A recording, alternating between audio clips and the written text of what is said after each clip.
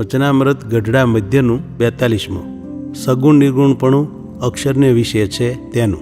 તારીખ 29/12/1823 સોમવાર. સંક્ષિપ્ત સાર.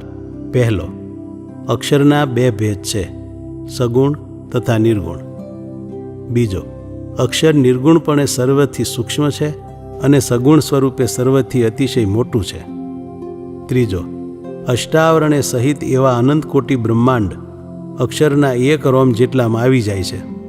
ચોથો, અક્ષરધામમાં રહ્યા થકા જ પુરુષોત્તમ ભગવાન જે બ્રહ્માંડમાં જેવા રૂપને દેખાડવાની જરૂર હોય ત્યાં તેવા રૂપે દર્શન દે છે. પાંચમો, જ્યાં એ પુરુષોત્તમ નારાયણની મૂર્તિ છે ત્યાં જ અક્ષરધામનું મધ્ય છે. સ્વામિનારાયણ હરે, સ્વામિનારાયણ હરે.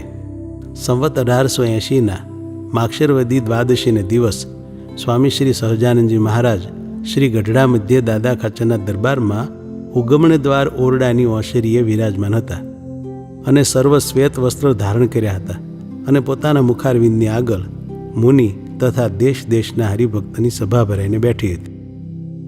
પછી ભગવદાનંદ સ્વામીએ શ્રીજી મહારાજને પ્રશ્ન પૂછ્યો છે, હે મહારાજ, ભગવાનના એક રોમને વિશે અનંત કોટી બ્રહ્માંડ રહ્યા છે, તે કેવી રીતે રહ્યા છે? અને બ્રહ્માંડમાં કયે ઠેકાણે ભગવાનના અવતાર થાય છે? પછી શ્રીજી મહારાજ બોલ્યા છે, પુરુષોત્તમ ભગવાનનું જે અક્ષરધામ તેના 2 ભેદ છે, એક સગુણપણું ને બીજું નિર્ગુણપણું. અને પુરુષોત્તમ નારાયણ છે તેને તો સગુણ ન કહેવાય ને નિર્ગુણ પણ ન કહેવાય. અને સગુણ નિર્ગુણ ભેદ તો અક્ષરને વિશે છે. તે અક્ષર નિર્ગુણપણે તો અણુ થકી પણ અતિ સૂક્ષ્મ સ્વરૂપે છે અને સગુણ સ્વરૂપે તો જેટલું મોટું પદાર્થ કહેવાય તે થકી પણ અતિશય મોટું છે. તે અક્ષરના એક રોમને વિશે અણુની પેઠે અનંત કોટી બ્રહ્માંડ રહ્યા છે. તે કાંઈ બ્રહ્માંડ અક્ષરને વિશે નાના થઈ જતા નથી.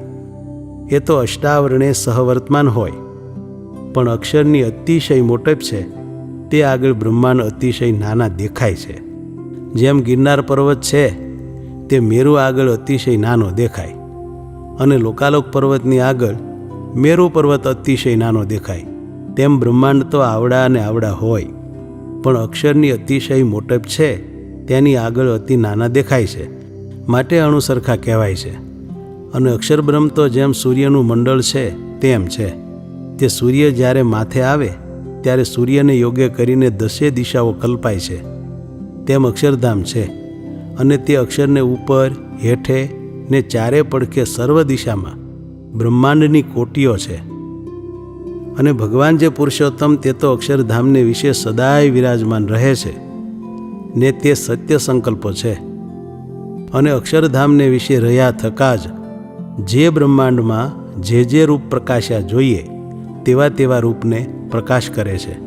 જેમ શ્રી કૃષ્ણ ભગવાને રાસક્રીડા કરી ત્યારે પોતે એક હતા, તે જેટલી ગોપાંગનાઓ હતી તેટલા રૂપે થયા, તેમ પુરુષોત્તમ ભગવાન બ્રહ્માંડ પ્રત્યે જ્યાં જેવું રૂપ પ્રકાશવું જોઈએ ત્યાં તેવા રૂપને અક્ષરધામમાં રહ્યા થકા પ્રકાશે છે.